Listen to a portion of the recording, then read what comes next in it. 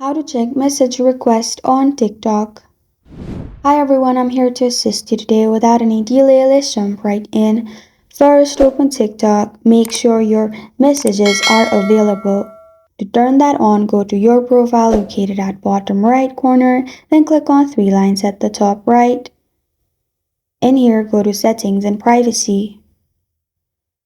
Then you'll find this kind of screen pop up. Go to privacy, which is the second option. And then scroll down to direct messages and click on it. Click on allow direct messages from, and then make sure it's everyone. After you've turned it to everyone, if there is message request, to see message request, you need to go to your profile. In your profile, at the bottom, you will find inbox.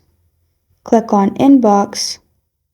And then inbox, you'll find message request. Click on it.